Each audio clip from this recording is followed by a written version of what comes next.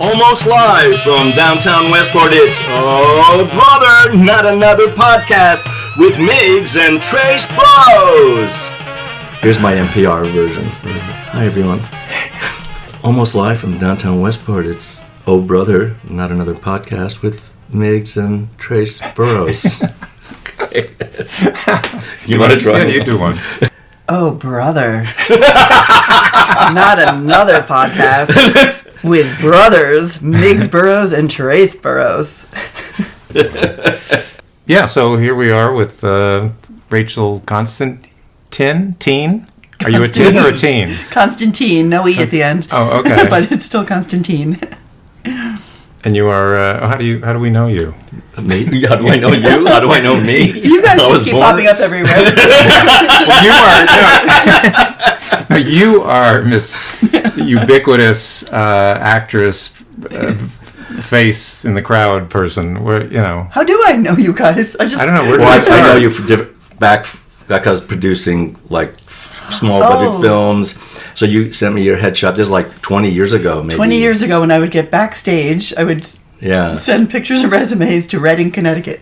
And that's you. And years later, I actually met this guy behind. Oh, you had no clue who was behind the face, behind the curtain? Yeah. Just collecting women's headshots. Right, I understand. Yeah. So that scheme's been working for a while. No, but I guess every important artistic event in Westport, we bump into each other. You know who else I have a headshot of is Dale Allen, like when she was like 22 years old. Because I was going to give it, she knows what she looks like 20 years ago. I didn't. I still have it. You know, I heard she used to date in college Viggo Mortensen. Oh, really? Remember the actor? Yeah, he was just in that movie Green. Yeah, right. Supposedly that was her boyfriend in college. Oh, I'll have to ask her. Telling tales out of school, but but you're an actress, right? Is that your? Yes, since I was 2 years old. Yeah, what was your first? I was Santa Lucia in Montessori school. It was Santa Lucia Day, and I was the tallest kid in the class. So I still remember standing in the wings in my little white gown. I think we actually had real candles in a ring on my head, and I came out. I can still remember. Maybe I was 3 at that point. I started nursery school at 2. And that was my first acting job, was Santa Lucia. And then I was the queen who wouldn't smile in 5th grade with Mr. Tom Kretsch. You know Tom Kretsch? Oh, yeah. He was our Nick Cross's. He put on all of our school plays at Cranberry School. Oh, that's funny.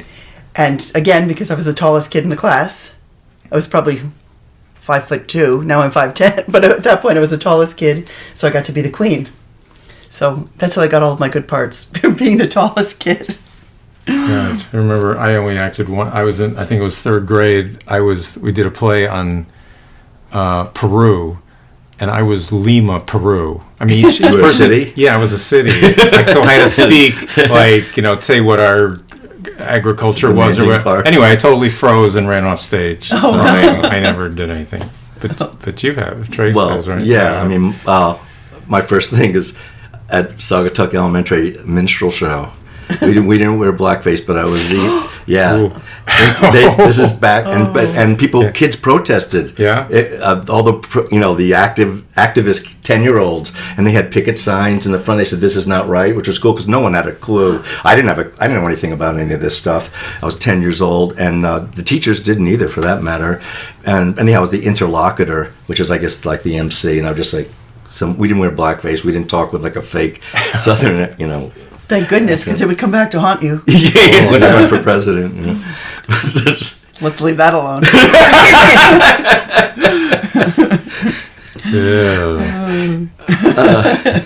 So what other, can we drop some names or some movies or TV shows you've been in? Or some of the my favorite actors I've worked with. Oh, yeah, really? Yeah. Well, James Gandolfini, he was so sweet. This big guy, I don't know what he was. Were you in Sopranos, or was it another? I was a stand-in on the show The Sopranos, but then we did a small independent film down in the New Jersey shore, and I just remember what was he, 250 pounds, 6'6" or something. He comes up, "Hi, I'm Jim," and I know who you are. Oh, he was just so sweet and lovely, and except when his ex-wife would call, then he would take his cell phone and smash it to the ground. But he was nice, and his son Michael. he was there on the set. I think they're now going to be doing a Sopranos. Oh, really? Like a Sopranos what? prequel? Yes, it'll be a prequel, Oh. and I believe starring Michael, James Gandolfini's son, Oh, cool. playing Tony.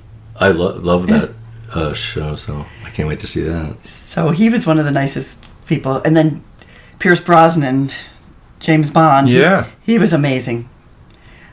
We did another independent film. A lot of these guys will do films for very little money if they know the playwright, if they know this, screenplay writer, Right. or the director, or it was one of their old acting teachers.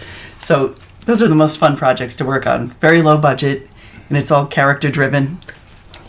So he was absolutely wonderful. Who's the worst person you ever had to? I can't say it because then I'll never be able to work with them again. Or you could describe them kind of generally. The initials are JL. So it's a guy, A girl. a man, or a woman. JL. Perhaps J-Lo. Okay. So that's just one. Yeah. The men all tend to be very nice. Yeah. Oh, that's a tree. Oh, Robin Williams was wonderful. He was so sweet. Yeah. Is he as manic off? I mean. Well, he was very entertaining. Yeah. We didn't know. Guy didn't know all of his emotional or mental problems. We just were entertained by his comedy. We'd be in the middle of doing a movie, and he would just break into comedy, improv, just spur of the moment. Yeah. So he was fun to be around.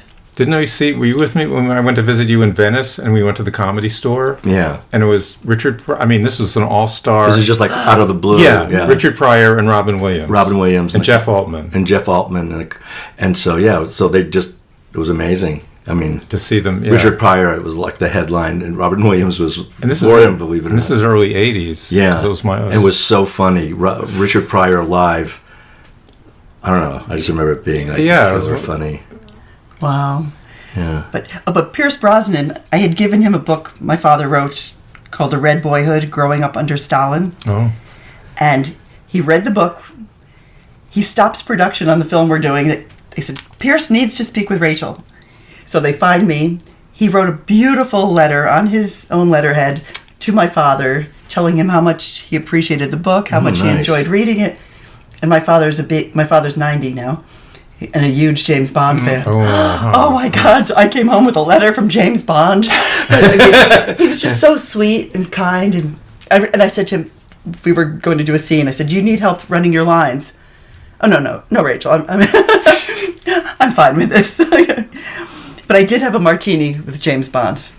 You did. We were doing a film in Brooklyn, and he got fed up. It was another low-budget independent film, and he just didn't have the patience for what was going on. So he wandered off to a little bar. I don't know where in Brooklyn we were, some dark street. Goes in, and I decided, well, I'm off work by this point. So I went into the bar, sat down next to him. Of course, I had to order a martini. Shaken, not stirred. Is it shaken, not stirred? Yeah. And then I said, I think I'll have another one. He said, knock yourself out. And then I offered him some money, and he said, oh, I've got plenty of money. I thought I would offer to pay for my drinks. He said, I've got plenty of money, Rachel. So there are some fun, it's usually behind the scenes fun stories with people. Yeah. That's what's most rewarding. Were you ever on Law and Order? Did you ever do it? Oh. I'm a total addict, and I'm just so curious about how. Well, I knew a guy, David Rogers. Did you know him? He lived in Westport. Yes, of course. He's been on a few Law and Order. He's since died. Because Dulcie, I was good friends with Dulcie at the Westport Playhouse. But it was so disturbing because I think in both episodes he was on, he was shot. He was murdered. He was a jeweler. He played a jeweler who was held up by a drug addict, and he's just, there's David, and this guy pulls out a gun and shoots him, and then one day I had a meeting, a committee meeting, and David Rogers was in the committee. I said, David, this is really difficult. I just saw you get murdered last night. This is really hard to... Oh, it's awful. I was with the Nishans last night, and the daughter said, Rachel, I was watching a movie, Sinister, and there you are, hanging from a tree. Oh. She said, it was horrible. I said, no, that was my stunt double. She said, but it was still your character. She said, it was just so sad to see you. First you're in the garden, and then you're at a picnic, and then you're hanging in a tree. So it is... But do they rehearse? Does Law and Order rehearse at all, or you throw you out into a street, into a situation like in a bar? Because they all use real places, right? Like bars or hotels. Yeah. Or Well, there's also a soundstage at okay. Chelsea Pier. Oh, okay. I've worked on all 3 Law and Orders. Oh, And the original one was wonderful. Those actors. Yeah, I remember the original. Yeah. I can't think of their names right. But yeah, so I played judge, juror, and then a criminal. And we were shooting, this was Special Victims Unit, shooting in New Jersey. The director took one look at me, and he just cracked up. He's like, with that face, he's like, you look like a cherub. You look like he said, you just do not look like a hardened criminal.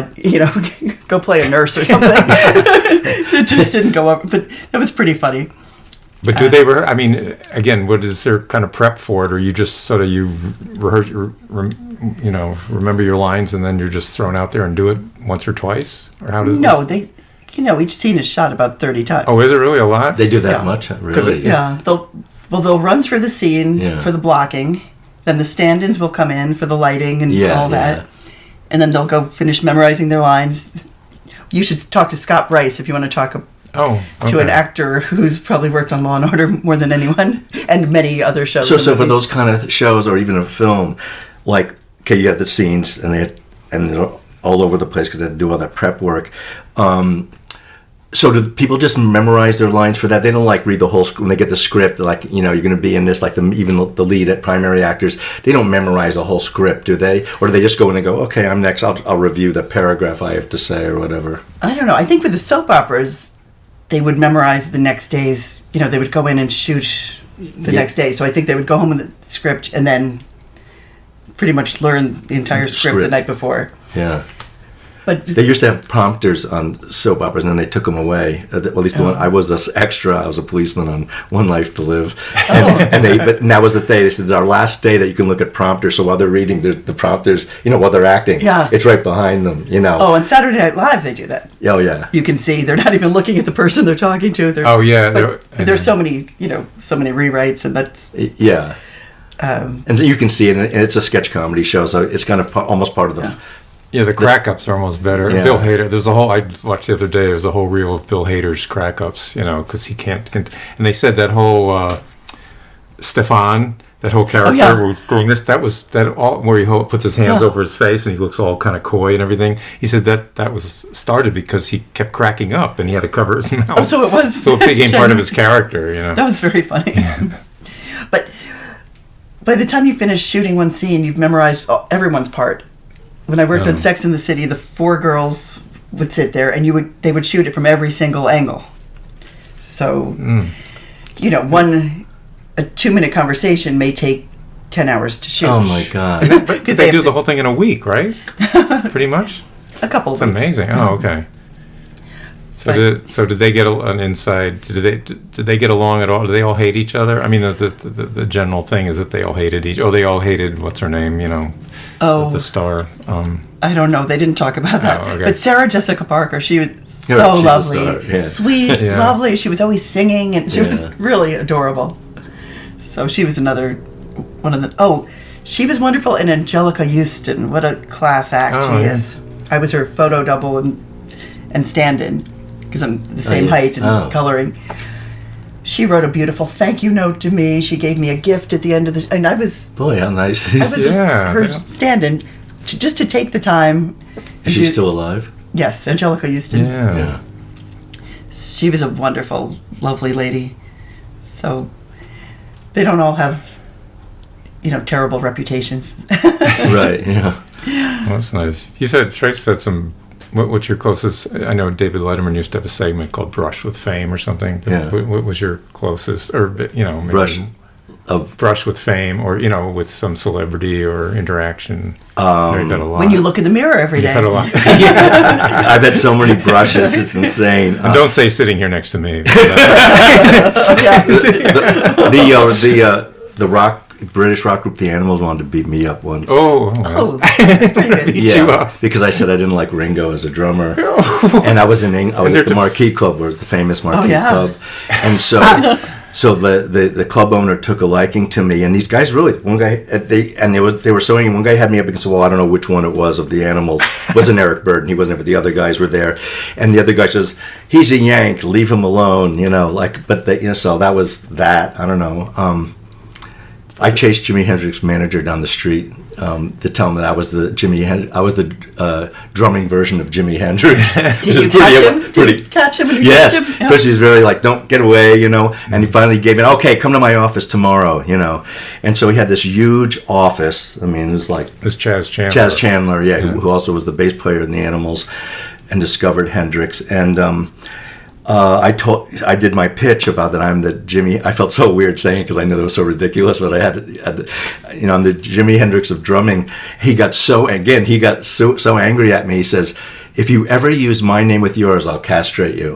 Yeah, and we use that in a quote. Yeah, I told that to Miggs, and he goes, oh, I'm going to make a poster of that. So it was me holding drumsticks, and it says, Chaz Chandler says, castrate you. And then I put it up, only Marquee and all the clubs were the rock bands, small, groupies, everyone. It was just 2 streets. So I put it up on the poles and the walls, and a couple of people had seen it. They thought it was all over London, because that's the only place they ever went, with these 2 streets, Nothing ever became, I thought maybe he was going to, get really pissed at me, but, you probably never saw it. I don't know. Oh, funny. I was just thinking something about the brothers. How I've known each of you independently for about 20 years and did not know you were brothers.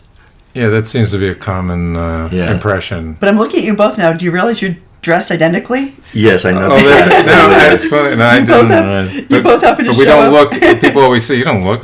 We don't. I don't. We used to. I think we used to talk about being. We thought we were adopted or something. Switched in the hospital or something. Because people would say you don't look like your. Which parent do you look like? And they couldn't figure it out. I don't know. But isn't that crazy? I knew you both, but I had no idea you were related. Yeah. Most people just surprised Miggs as a brother. They never heard of me. Which I kind of feel a little indignant because, hey, I grew up in this town, but I haven't been here for 35 years. Yeah, so you haven't been as visible, that's all.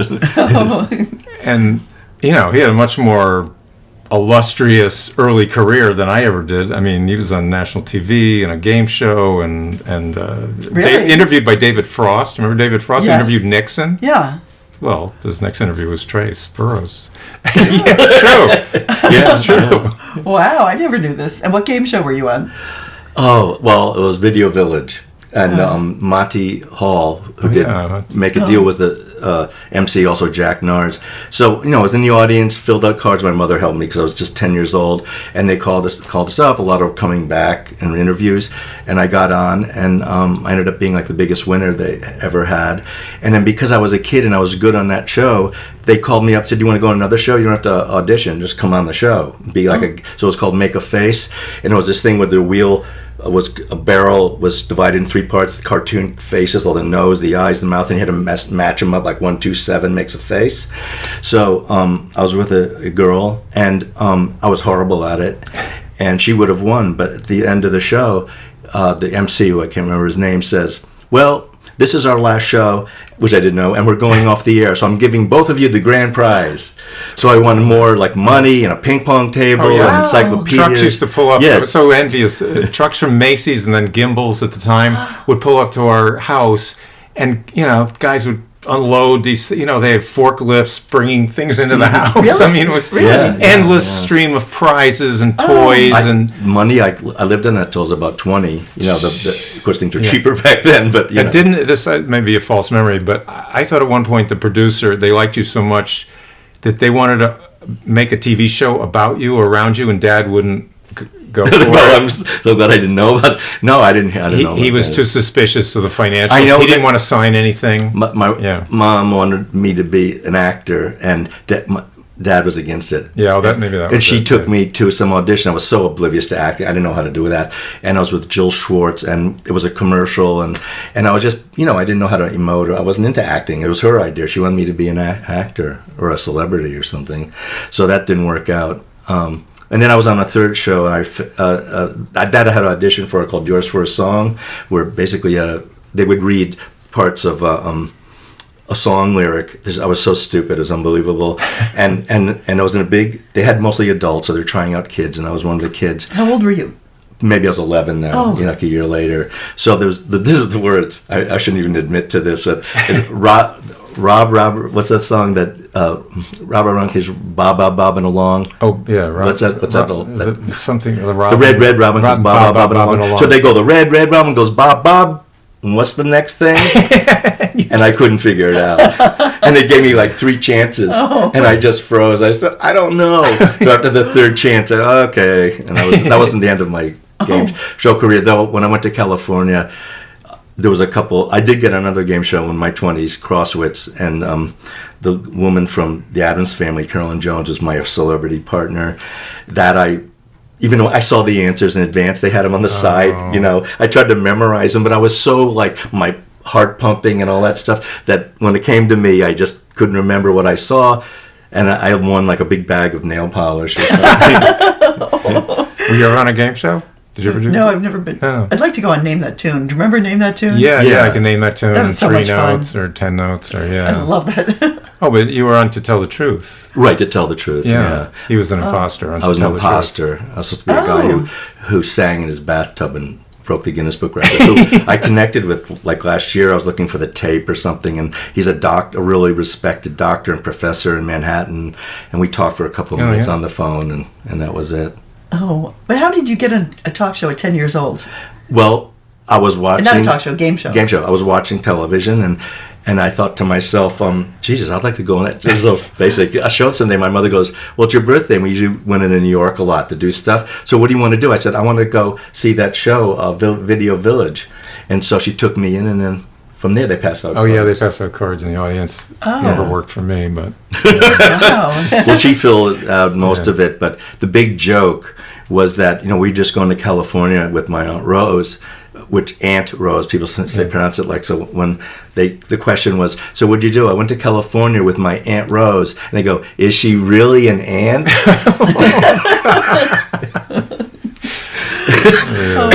Real corny comedy. Oh, God. So what's any things to look for? Where can we see you and your past, present? Where can people look to? All the Hallmark Christmas shows. Oh, really? They've been filming a lot of Hallmark TV shows here in Connecticut. There's something called Synthetic Cinema. What's that? Is that They're a production company. Oh, that's the name of a production Synthetic company? Cinema. Oh. And it's one of the few productions that is still in Connecticut. They had the tax incentive taken away several years ago. We used to have Robert De Niro, Al Pacino. Everyone was in Connecticut filming. Yeah, they shot stuff in Reading. I remember. It was wonderful. So for some reason, this Hallmark show, the Hallmark Christmas specials, are shot in scenic Connecticut, up in Stonington and Norwich and New London. And What do you usually cast? I mean, are you have a typical kind of casting? Whatever personality. Well, I was telling someone, I said, "Oh, I live in a Hallmark movie," and they said, "Rachel, you are a Hallmark Christmas movie. You don't live in a Hallmark Christmas movie. You are a Hallmark Christmas movie." And I did just take the Christmas tree down March 7th, right. so I guess it's true. Yeah. But what other things? Have you ever worn prosthetics? Is that the right word? No, I haven't. No elaborate, No, and it's no fun playing a body either. That's have you been a dead body on Law and Order? This was a movie, Sinister, with Ethan Hawke. Oh yeah. It was so scary even to shoot that I can't even watch the film. Oh. To see even yourself. though it's make believe. Yeah, too creepy. These are still frightening films. So it's always fun to do a Hallmark Christmas movie where everyone has to be happy. It's fun. And then I'm on the board of directors at Westport Community Theater, a little local gem, which so many people don't even know about. Yeah, I used to apprentice there in high school. I mean, it was. Is it still at the Westport at Town Hall? At Town Hall, but when I go to the Chamber of Commerce events, I'll give out a couple of tickets as a raffle. Local people have never heard. I've never seen any ad. I used to be on their newsletter, and I never see ads or Facebook posts about it. Oh, I guess I have to get a newsletter, reinstate my address if I want to get notices. Do you act in them too? No, I'm just on the play board. selection committee and board of directors, and we're trying very hard to make sure this theater lasts. Well, it's the last, like I said, high school, so it's been around for at least 60 years, 50 or 60 years. Yeah, we've so many hidden gems, hidden in plain sight. Yeah. Have you ever acted any of the productions there? No, I haven't. Yeah, you might have just asked that. Yeah, sorry. Yeah. No, but we're auditioning if you like to audition for anything. I was in a couple of things, but luckily I got to read. It was a reading, so you got to carry the script I couldn't around. memorize. Oh, yeah, that would be horrible to have to memorize. So we got to do the thing, and I was, hold the scripts, and I was like a lead character it was about your father, not connecting with your father and all this kind of stuff. I remember Mom came to see me, and she walked out in the middle of it. I was thinking, was she? Isn't that so weird? Yeah. And I never questioned. I don't know if I asked her. I was so like, what? It was not offensive or anything. Maybe she thought it was about her or something. It's a parent's job to sit through the worst thing you're doing. And I was like, what? And I saw that while I was doing the thing. So she walks out. I tried to concentrate. No, I was actually doing it. You saw her walk out. Yeah, I'm performing. Like I'm reading this thing and I'm the guy and I'm looking up at her every once in a while to see her reaction. And then she gets up and walks out. Whoa. Never wanted to. That was weird. When I was an apprentice at the Westport Playhouse, also in high school, they had an apprentice showcase, and all the apprentices got to act. Oh. And I had to do it, and I'd never acted. And they invited Broadway, like Bosley Crowther, I think was his name. I mean, the New York Times theater critic, and all these theater critics from the major newspapers. And that was the big to-do, and the full house. And I think there was like 6 one-act plays, and I was in one of them, and it was just a 2-character play. I have no memory of it, except I don't know. I don't even know if I spoke. I just can't. It was so frightening, the whole experience. Love the Westport Country Playhouse. Yeah. You didn't you do like you were an apprentice or a sound effects person at that theater in Nash's Barn where Sandy Barron, who became the guy on Seinfeld. What was his character's name? It was Morty or something from. He had the pen. Oh, the crazy pen. He was a friend of Seinfeld's parents. It was one of the first improvisational theaters. Was called The Premise. I think it was a spin-off of Second City. So that was also in high school, and it was behind Nash's Pond, in the barn at Nash's Pond. And where's that? Right down the street here, behind Michael Bolton's house. Michael Bolton's house was on Nash's Pond. They used to have skating there. Yeah, there was an ice house, an old ice house, and it turned into this tiny little theater, and it was so great. And it was 4 characters, and Sandy Barron was one. He actually played Lenny Bruce on Broadway. And then there was a guy named Peter Bonners who went on to direct all of Bob Newhart's shows. Oh, yeah. And the women there was an actress called Marcy Hubert, and I can't remember the other one. I don't think much became of them, but they were nobody then. But they had these great, it was one of those things where they'd ask, have you ever done improv where they ask for words from the audience? Oh, yeah. Name a place, name a thing, name a thing. Yeah. You can do that? Yeah, that's really fun. Is it? With Cliff Pia. Do you remember Al Pia? Oh, yeah, sure. Cliff, so Al Pia was the drama teacher at Staples. Right. Uh-huh. I took some of my first classes with him. But Cliff Pia, we used to do the Palace Production Center in Norwalk, and we did comedy improv. That was a lot of fun. That's really fun. Yeah, I guess when it works, it must be really I thrilling. did improv once, and it was exciting, and then I made some bad choices. And It was like dead silence, I was so embarrassed. But it was, I was getting all hubris, I'm so good, I'm going to, they love that last thing I did, and now I'm going to do this thing, and I made a couple of bad choices, but it was fun. I mean, generally it was a lot of fun to make up stuff. Okay, well, we've made up this whole half hour, so that's the end of Oh Brother, not another podcast. Not another ending to another podcast. With Rachel Konstantin. Thank you. Any last words? Any promos or... Promos? come to the Westport Community Theater. Come support our local theater. Come up to the pop-up opening. When is the pop-up opening? Wednesday. Oh yeah, well nobody will hear this long after that. But the pop-up at the Westport Playhouse, the Artist Collective of Westport is now partnering with the Westport Playhouse. Yay! And we're doing this for the library. So until next time. You gotta let us do Bye.